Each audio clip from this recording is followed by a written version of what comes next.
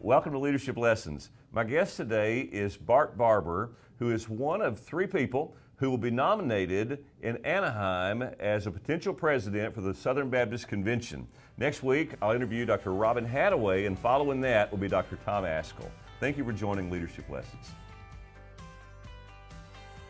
Welcome to Leadership Lessons, a program where we talk to faithful leaders who are making a gospel impact in their place of ministry.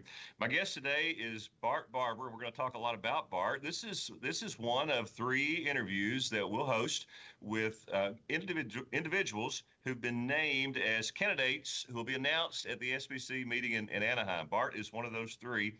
His name's been released. And Bart, thank you for joining Leadership Lessons. Thank you, Todd, for having me, and hello to Kentucky Baptists. You are welcome, brother. So tell us a little bit about yourself. Let's take a couple of minutes and get to know you. Tell us about yourself and your ministry. Well, I tried real hard to be born in Kentucky, but didn't quite make it. I was born in northeast Arkansas, so across a couple of rivers, and I could have been there, in a small town called Lake City. My parents were good, godly parents, took me to church from the time I was born. I was related to 3/4 of the people in the little church. I started going to church too.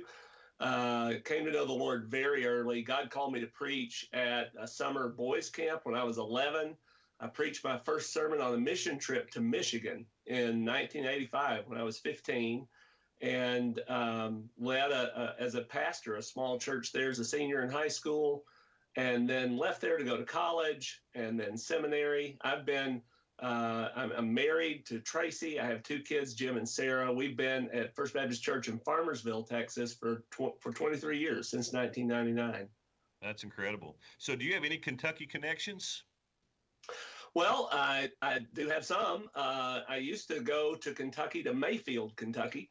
My dad started a business when I was a teenager, manufacturing lamps to go in the guest rooms of hotels and motels. And we bought lampshades and ceramics from lampshades from the Butler Shade Company in Mayfield, and ceramics from USA Ceramics. And so I would drive up into that part of Kentucky every few weeks to pick up another load and bring it back down to Truman, Arkansas. You should have picked up some pulled pork barbecue while you were in Mayfield. Good stuff up there. Yeah. Some of the best. All right. So you are announced as a candidate who will be nominated at the convention in Anaheim. Why, Bart, are you interested in being considered for SBC president? I was so disinterested, Todd, for a long time. I've had friends who have asked me about this for several years, who will testify to that. Some have done that openly for several years. I will say that not long ago, God just put in front of me a secondary calling, second to my calling as a pastor. Whatever role he put in front of me to try to help make our convention a healthier convention, healthier family of churches, to do my part to do that. I've been a blogger. I've been involved online since 2006. I tell people every mistake that you can possibly make online, I've made it at some point or another. Not everything that I've done has strengthened our family of churches. And from now until the day God calls me home, I want to do little things to try to help make our convention healthier. And I thought for a long time that really, as controversial as the nature of our convention gets to be sometimes, and as polarized as we are sometimes, and as strident as we become, especially with people who are serving in official roles in our convention, for a long time I thought, really, Bart, you're in a better position to help things, not having a title, but just being a pastor who loves the convention and who tries to be an example from outside of all of that. But there just came a time when I came to the end of my stubbornness, as people came to me and said, somebody's got to step up, and every year somebody has to step up and take leadership of the convention. And that somebody is going to be you this year, we think. And so at the behest of some people who at least say they're my friends, and at the end of prayer, I came to the point where I decided that it was God's will, at least for me, to be a candidate, to be a nominee. for president this year, and whether I'm elected or not, even if I am elected, after the end of my time of service goes, I intend to be faithful to that calling from here on out, as long as I can, to do what I can to help make our family of churches healthier. Bart, thank you for your willingness to step up and be considered. In fact, I heard you say in a comment about Tom Askell, who's also one of the candidates. We'll interview Tom in a couple of weeks, that you appreciated his willingness to step up to a microphone at our annual meetings and say, because that's challenging enough. And so I thank you for being willing to step up and be considered, and thankful to him and Robin as well. What do you think your unique ministry experiences will offer to the role of SBC president?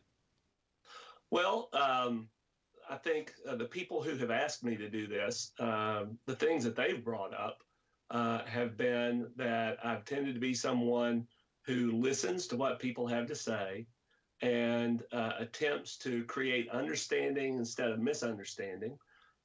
If accurate understanding of one another causes issues that we need to work through, I try to promote conflict resolution, working through those issues. But I also think in the first place, we ought to make sure that we just understand what each other's saying. And so that kind of an approach that is willing to engage in disagreement when it needs to be engaged in, but doesn't love that, doesn't hunger for that, doesn't I've known some people who would fight you at the drop of a hat, and they would drop the hat for you. Yeah. And I try to be the opposite of that. Because God calls us to be the opposite of that. And so they've pointed to that and have believed that through my leadership, I could help us to act like brothers instead of acting like adversaries. I would also say that I've spent a lot of time reading boring old books about, not boring to me, but books about Baptist ecclesiology, Baptist polity, Southern Baptist history. So for someone who would have to have a responsibility of moderating our meeting and making wise choices for people to serve on committees and things like that, I do think that that it helps that I have loved Southern Baptist history, Southern Baptist polity, Baptist ecclesiology for a long time, and have spent a long time studying and learning about those things. So, and then, the last thing, I think people have pointed to some occasions where I've served Southern Baptists in the past that I did things that they thought were courageous. And were or weren't? Were. That's a reason that they've looked at me and said, you're someone who's willing to tackle hard things without being a hard person. And because of that, there are a lot of people who would say, Bart, really, we disagree with you about 2 or 3 things, but we still would like for you to run and to serve in this way. And those are the things that they cite. Bart, can you think of anyone in your time in SBC life who's been, there's been no perfect SBC president, but there have been some good ones. Can you think of someone who's been kind of you think was a good, helpful model SBC president? Maybe even someone that you would kind of look to as an example for yourself if you were in that role?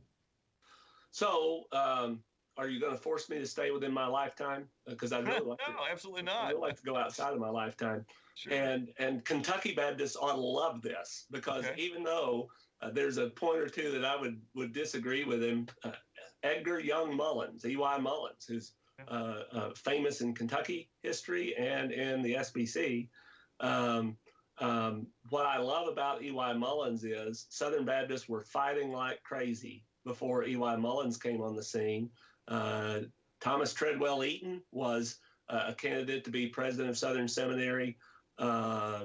B.H. Carroll from down here in Texas was on the board. There was a lot of controversy coming out of the Whitsitt controversy that extended over into this selection of a president. And E.Y. Mullins comes in from Massachusetts, of all places, and winds up serving as president of Southern Seminary, winds up serving as president of the Southern Baptist Convention, is instrumental in the creation of the Baptist Faith and Message in 1925, and has a hand in the formation of the cooperative program. And at the end of his life, after serving in all of those ways, Southern Baptists were not fighting each other. They were more unified than they had ever been. He didn't do that by himself. Sure. He had help from some noteworthy Texans and some other folks as well. But I love that model. That's not to say that there's nobody alive that I think was a good president. I'm pointing as much to the circumstances as to the man. That this is a president who came into a fractured and divided time in our convention over some real issues and was able to lead our convention into unity, and a unity that lasted really for quite some time after he served. Well, thank you for mentioning that. So you mentioned some things that other folks have said about you as why you'd be a good candidate for this role. What do you think is your greatest strength as a leader? You've been at the church where you are for 20 years. 20 plus years? How would your church members answer that question? Bart, this is a great thing about Bart as a leader. Well, they don't hate my preaching, and so that's a good strength. But beyond that, in terms of leading our church in decision making, I think they would say, I hope they would say, that Bart Barber is the kind of guy who could fairly preside over the meeting to decide whether to fire Bart or not. So I've always tried to be someone who respected the voices of other people in the congregation, didn't think I was too big for my britches, didn't railroad things through, but instead I'm very committed to congregational church polity. And I've always believed that my job as a leader was to win over people informally, so that then formally we could go forward and make decisions and do what was right for the church. And a lot of that has come from just trying to communicate with people early and often about decisions that we face as a church. And encouraging people to pray about those things and trying to remind people that everybody has a vote, but Jesus is Lord of the church. That's good. And the reason we have a vote is because it's a discipleship opportunity for the Holy Spirit to work to bring our congregation, all of us together, onto God's page and to be able to move forward together. And that process is not an obstacle. And I think the same thing about the SBC. I don't come into the possibility of serving as SBC president saying, all right, I got my agenda that I'm going to accomplish, and here's my vision, and I'm going to make sure that the obstacle of the messengers doesn't get in the way of me accomplishing my vision. Instead, I think that the messenger body is the mission. If you get the messenger body prayed up and on the same page together and the Holy Spirit moving inside them, you'll accomplish far more than you think you would just by being able to shove something through over their objections.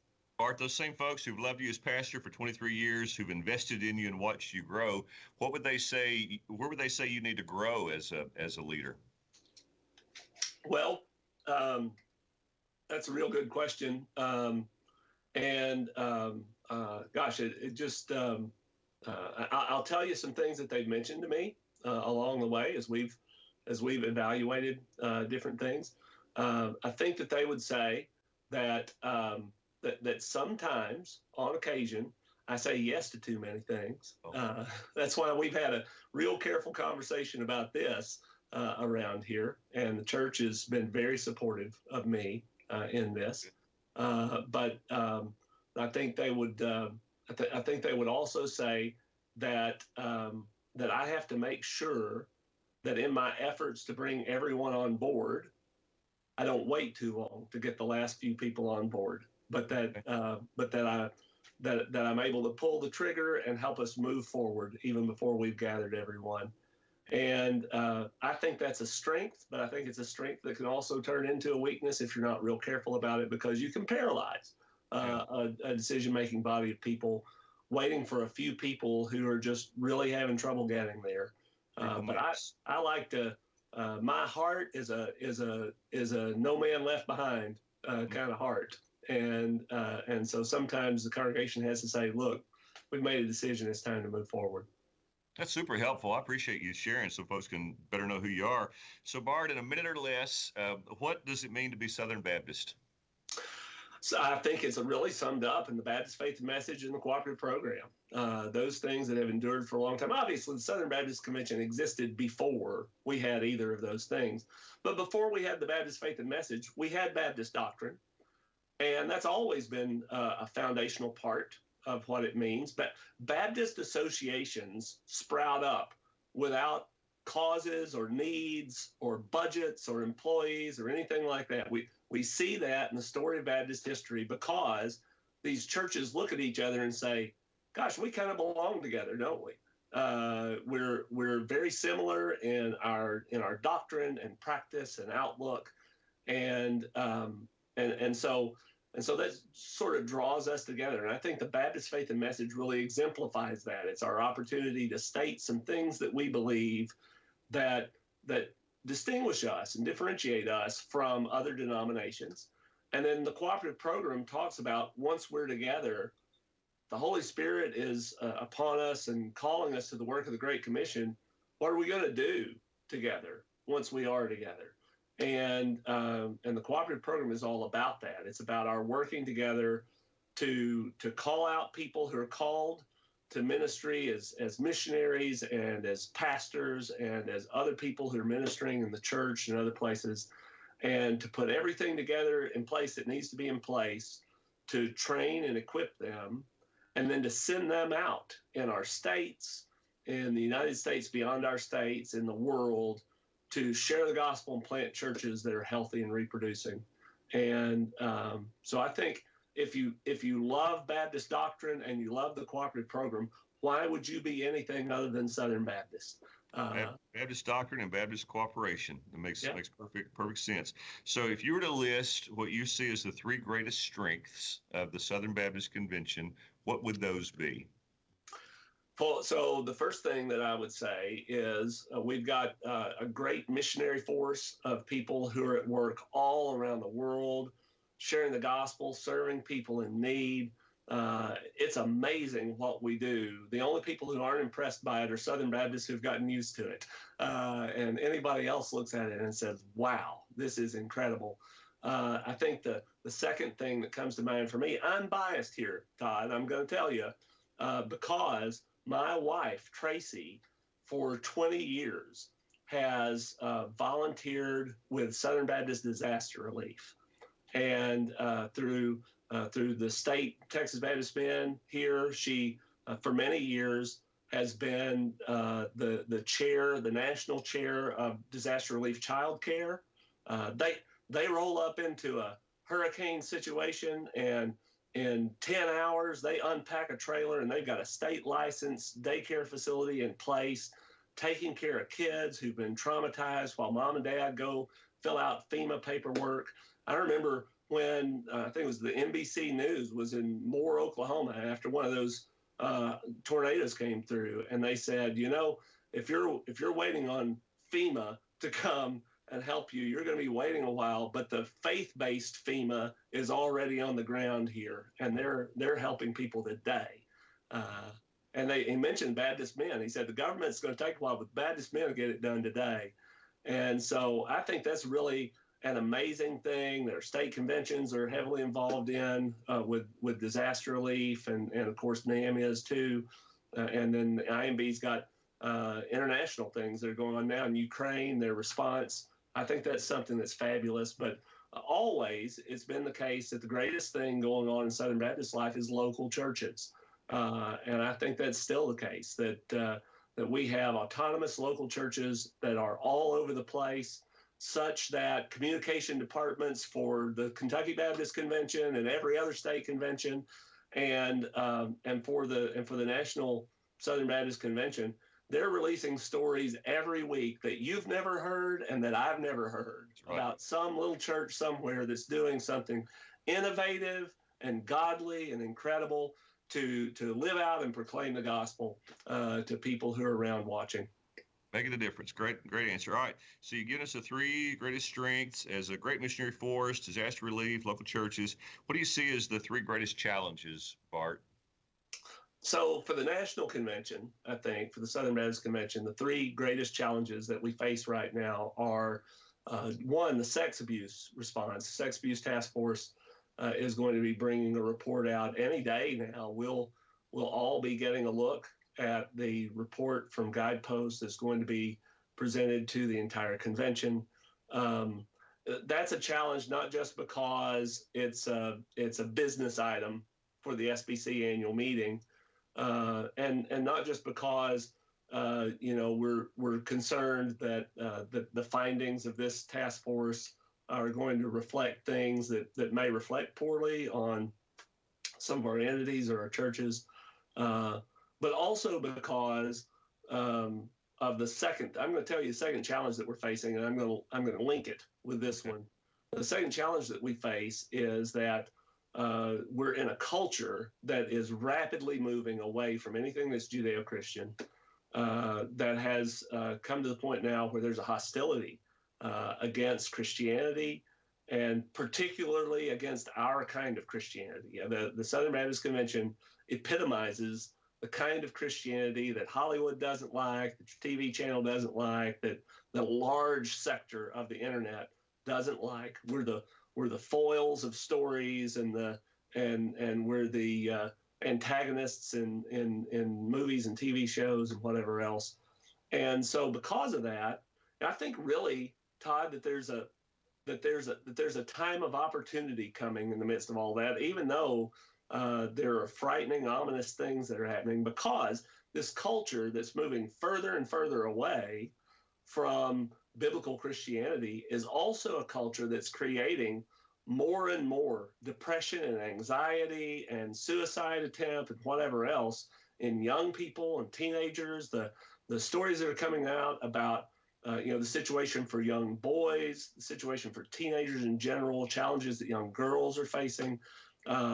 All of those things are things that I think, from studying patterns of history, give an opportunity for generations coming up to look and say, hey, this big experiment that started in the 60s with the sexual revolution and with destabilization of families and everything, we got the short end of that stick.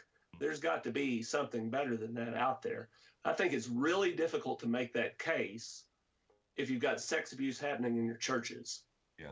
That's taking the public, the public narrative away from the gospel of Christ. And so I think churches, our credibility, in your view, could be damaged as a group of churches as we're trying to address the culture's bigger issues. Exactly. That's exactly what I'm saying. When you put those two challenges together, I think it can happen that people get into our churches and commit abuse. And if we're responding to that in the right way, then I think that can not be something that just shoots us in the foot when we're trying to reach the culture, because if we'll address this well, who else is? Right.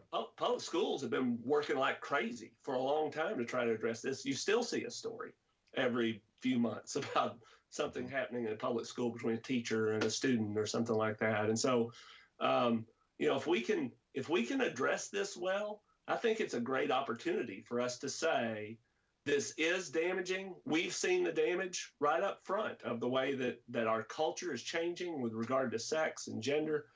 And we're here to offer a different way. And it's been successful here for our churches to address really bad things that we weren't doing well with. But now we are, because we've applied these biblical principles. Then I think that gives us an opportunity to be heard better when we're trying to address the problems that are going on in the culture at large. And then I think the third thing that I would mention as a challenge that we face right now is, although people don't talk about this as much, we still face kind of a current of post-denominationalism in the life of the churches, Todd. And so because of that, it's challenging. I'm sure that you guys face this in the Kentucky Baptist Convention with at least some churches. And it's not bad that we have to sell the merits of being involved in a family of churches. It kind of keeps us on our toes, It helps us to make sure that there are good reasons for that. But I do think that it's challenging sometimes that there's a sort of cynicism, maybe not a neutral. Okay, show me why. But sometimes a cynical bent that says, why would I want to be a part of that? I'm just going to tend to my church, my local church, and make things happen. And I think that makes it hard for a cooperative enterprise like the Southern Baptist Convention to succeed when you have that kind of post-denominational zeitgeist floating around out there. Bart, that's really helpful. Thank you for those three. So what is it about the role of SBC president? Rather than asking you exactly how you would address these challenges, you probably have ideas, but how can an SBC president make a difference? I'll ask this question that way. Regarding these issues or others, what can an SBC president do to make a difference? We don't know yet what's in the Sex Abuse Task Force report, and so the president's role in that is going to be dependent somewhat on what comes out. And not just in terms of findings, but also in terms of recommendations. So we're going to have to wait and see about that. I will say that I've demonstrated a history of being committed all in on doing the right thing for sex abuse victims and committed all in on our polity and our ecclesiology. And so I think the president can make a difference there, even just in the way he moderates the meetings and the things that he thinks of as ways for us to help address these issues. But honestly, the folks who founded the Southern Baptist Convention deliberately decentralized power in the Southern Baptist Convention. And I think a lot of people who've served as president have been frustrated when they had an agenda of things that they were going to accomplish and discovered how little opportunity they actually had to accomplish the things that they were planning to accomplish. But I embrace that decentralization of power. The power is really in the messenger body. And the power to address some of these questions is found in the local church. But I can say some things that maybe help people to see that. I want to, like in a forum at Keller First Baptist Church not long ago, when all three of the nominees were there, potential nominees, I had an opportunity to say, lean into your local association and also to your state convention. I think people overestimate what they can accomplish by being elected president of the SBC and underestimate what they can accomplish by being engaged at a more local level in our Southern Baptist family. But I can say that, and in saying that, maybe it helps encourage people to lean into those other positions and to be engaged. And then, finally, I think being president of the SBC gives me the opportunity to call people and to model for people a better kind of discourse in the conversations that we have about the convention. That's helpful. Thank you. So, Bart, lots of times our disagreements in the SBC are being played out on social media. Twitter has become the playground for disagreement. Do you see that as a concern, and why or why not? I could go back and find my own blogs and tweets and give you examples in me of the things I'm concerned about in SBC social media. I tell people I've made all the mistakes. But also I hope could find some things in my own tweets to show a way forward.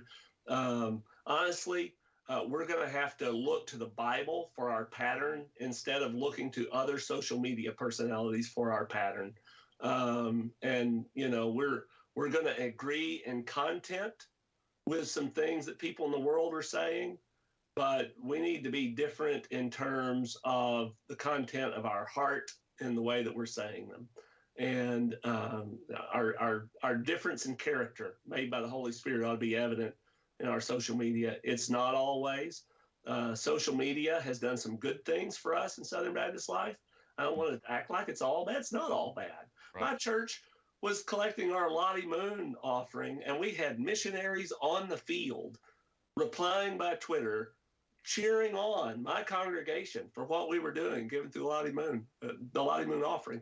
The person, Lottie Moon, would have loved that. Yeah. She would have absolutely loved that. It lined up with what she did in her letters back home. And so social media is doing some great things for the Southern Baptist Convention.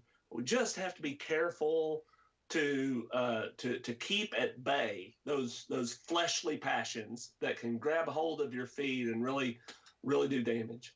I appreciate you mentioning the upside to, especially to Twitter. I had lunch today with one of our IMB missionaries who I met via Twitter. We first connected. He was in Chile. I'm, of course, here in Kentucky. We connected with Twitter. He was in the state, and he and I had lunch today. Amen. So, Bart, you mentioned the cooperative program a couple of times. So, give your definition. What is the cooperative program, and why does it matter? Yeah. So the cooperative program, a lot of ways I could define it. It's the number one single budget item in FBC Farmersville's budget. That'd be one way that we could define it. We give 10% through the cooperative program of all of our undesignated receipts. The best way to define it is to say this: instead of having individual ministries, and we have a lot of them, all coming to knock on your church door to beg to be included in your budget in some way or another, Baptists all come together cooperatively and set a budget together at the state convention level and at the national SBC level. We get to participate in that decision making to set a budget, and then we give to that cooperatively set budget, that unified stream of money that funds the whole picture of ministries, which is important because those ministries all depend on each other. They're all part of the big picture of fulfilling the work of the Great Commission that's been put before us, Todd. And so that's why we budget those things together. That's why we fund those things together. The missionary I had lunch with today would give that exact same answer, that his work is funded by our cooperative efforts together. So you've already told us the next question. I'm asking each candidate the same question, so I want to stick with that. But the next one would be, how do you support CP in your place of ministry? You've already told us your church sets aside 10% of its undesignated offering. So I'm going to ask it this way. Why is it important to you? Why do you make such a substantial contribution to the cooperative program at Farmersville? Our church is very much committed to the task of missions. In fact, in 2012, we embraced an unengaged, unreached people group in the Casamance region of Senegal, the Jolibayat. Please pray for them. COVID has shut us out for a long time. We're eager to go back, and we're headed back soon over there. There's no missionary presence there. It's the case study, some people would say, for not using the cooperative program, because in addition to our cooperative program funding, we're paying a lot of money to go over and try to share the gospel with this tribe ourselves. We're doing it on our own, and we're having some success. However, I look at that and say it's a case study for why to support the cooperative program. We wouldn't know this people group existed if IMB funded missionaries had not done the research to find them and to explore the degree to which they'd been engaged by the gospel. We wouldn't have known how to make arrangements to get there if IMB cooperative program funded missionaries had not helped us to get there to begin with.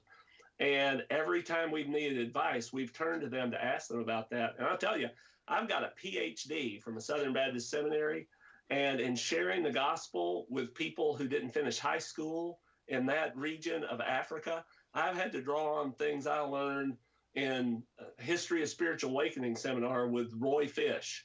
I had to draw on things I didn't learn until I was in PhD studies to be effective in sharing the gospel over there in that part of the world. And so even my Southern Baptist seminary training has proven to be indispensable in our work over there, sharing the gospel. The same thing has been true of our efforts to plant churches in Montana and other places in the United States. And so it's important to us because the Great Commission is a commandment to us. Our church needs to be faithful in trying to fulfill it. And it's such a resource for us. We're so much more effective in the things even that we do independently because of our participation with works that are funded by the cooperative program. Bart, how do you respond to those who would say they'd like to see greater financial transparency with our national entities regarding the dollars that are sent to them? That wasn't one of the questions, but it came in from one of our listeners, so I thought I'd go ahead and set it in front of you. You may have church members from time to time that say, Bart, I'm not sure I know where these dollars go. Do you have any thoughts on the transparency issue with our national entities? So I sure do. We're very much committed to financial transparency here at First Baptist Farmersville. And in fact, I've done this 2 or 3 times when I asked this question on some of these forums. My church pays me $77,200 and something a year. That's my salary. It's printed in the budget every year. Everybody in our church sees it. I know that not every church does that, but our church does. And every staff member's their salary is printed to the penny there in front of everybody. But you know what? The other thing is we've really cultivated and discipled toward an environment of civility here at FBC Farmersville too. And I go way out of my way to tell them I'd be your pastor for half that. God's called me to be here. I'd be your pastor for next to nothing. You might have to let me get another job so I can take care of my family alongside it. But and I always tell them how thankful I am for what they provide. But the people in the church have never been vindictive. The people who are on staff, it hasn't really caused friction or anything like that because we've tried to cultivate a culture of civility and love and kindness here in our church. That's not always the environment every church has. I think some churches are less transparent about salaries and about some of the other things because they face hostility instead of civility sometimes in their congregation. And, they're in a spot where I would encourage them, move toward more transparency, but do that by working to cultivate more civility in your congregation, where that's something that you can do. I'd say the same thing for the SBC. I love transparency. Sunlight's the best disinfectant, and transparency is a good way to encourage people to give. And I don't know what the salaries of all of our folks at the SBC level are. I hope they're more than $77,200 and something dollars a year, because it's a huge job. We want to be able to have really good talent, want to go service in those ways, and know that they can take care of their families, and it's a wise decision for them to make, and take on the risks that go with taking that kind of a position. But I think if we want to have more transparency, if we would demonstrate more civility, that'd be good.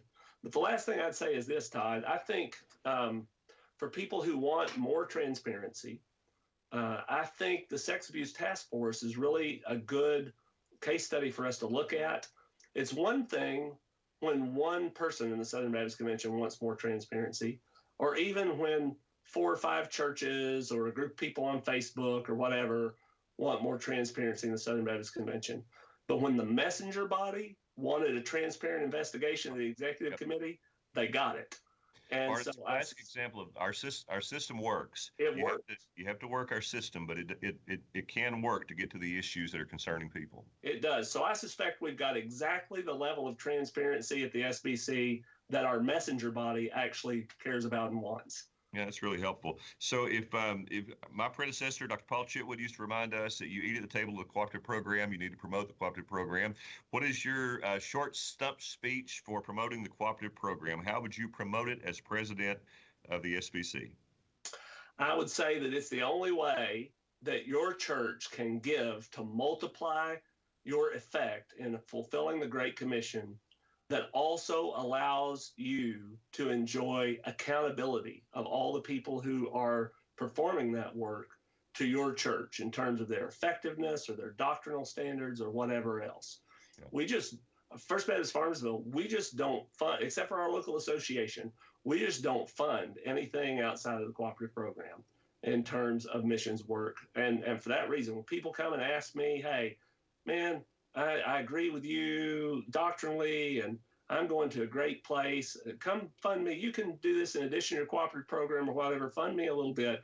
I always say, hey, listen, with a cooperative program and all those entities, if something goes wrong, we can go to the annual meeting and we can do something about it. And, with your group, we could give and give and give for years and years and years, and then they could just decide to do something that was completely out of bounds for us, and all we could do would be wave goodbye and walk away. So I think it's a great example of how our cooperative spirit and our congregational polity work to make the best possible way for us to share the gospel with the nations. All right, good stuff. So you're going to tighten it up a little bit to get in that 30 seconds, but I warned you. All right, what do you see, Bart? You've kind of already answered this, but what do you see as the greatest threat to our cooperative approach to funding worldwide ministry and missions? I think our tendency to become, I'd say it this way. I think two things could pose a great threat to our cooperative way of missions. One would be a lack of vigilance, because vigilance is good about doctrine and methodology and everything else. But the other would be hypervigilance. And there's a myth afoot that says that if vigilance is good, hypervigilance is better, but it's not. It's not better. And so right now, at this moment, the kind of hypervigilant attitude that's constantly finding people to fire is probably not something that's helpful for us. I don't want us to have. We could send money all day long. If nobody wanted to work for us, the money's not really going to accomplish very much. And so I think that poses a real danger. All right, quick and final questions. What books are you currently reading? So right now, I am actually reading a couple of commentaries on the Gospel of Luke, because we're about to preach a series through Luke, and I'm devoted to that right now. I have also been rereading a book on, well, you don't have time for me to do that. So Dermot McCullough has a masterful biography of Thomas Cranmer, and that's a much misunderstood figure in English Baptist, Episcopalian history, Anglican history, and it's a great biography. I would recommend to people who want to understand that period, and it intersects with Baptist life substantially. Who is a leader that you've enjoyed spending time with, and what did you observe this leader doing well? So I think, can I do more than one? You could, well, if you do quick. Okay, all right. Jim Richards, who was the executive director of the Southern Baptist Texas Convention for a long time, and what I saw him do very well. Our state convention has done something that I don't know if any other state convention has done it. We reached out and built a relationship with the Baptist Missionary Association of Texas. Yep. I wrote my dissertation about the split in Arkansas between that kind of Baptist and Southern Baptist. And so it blessed me greatly to watch him cultivate those relationships and work toward a better understanding between these two groups that I don't think ever should have split to begin with. And I think that was a trumped up division on meaningless stuff in 1902 that led to that split. So I've enjoyed seeing that, and I've seen that work up close. I took too long on that, so I'm just going to stick with that one. Well, you can't do better than Jim Richards. He is absolutely one of the best, and his predecessor, Nathan Lorick, his successor is outstanding. All right, best ministry advice you've ever received and tried to apply in your ministry? So I'll give a couple of them. First of all, Mark Dever says that people underestimate what they can accomplish in the first, or they overestimate what they can accomplish in the first year and underestimate what they can accomplish in 10 years. That's completely true. The other one is whoever comes to you the moment you get to a church and tells you how bad the other guy was and how glad they are that you're here, run in the other direction because they'll be after you inside of 6 months. That's advice, the first folks to come to you. All right, so Bart, thank you for taking the time here. Any closing argument that you'd like to say to the SBC messengers from Kentucky Baptist churches who'll be in Anaheim? Why should they vote for you? Well, I'm going to give them what is the pinned tweet on my Twitter feed. Just pray and vote your conscience, because you owe that to the Lord, and you don't owe me anything other than to love me. And I owe that to you too. And so I believe if you'll prayerfully consider and ask God, the Holy Spirit will lead you and help you. And inform yourself on the issues, find out what different folks are saying, but pray and let the Lord guide you in casting your ballot. Bart, thank you. Thank you for joining Leadership Lessons. Thank you for being willing to be considered as a candidate for SBC president. And by the way, you made it through this time without mentioning Matt Hensley. That'll be a disappointment to him, but great job for you. That's my goal every day. Thank you for listening to Leadership Lessons. This program is made possible by the generous support of Kentucky Baptist through the cooperative program. If you'd like to know more about the KBC, go to kybaptist.org. If you'd like to hear more stories of God making a difference through Kentucky Baptist churches, go to kentuckytoday.com. Thank you, Bart. You're welcome. Thank you for having me.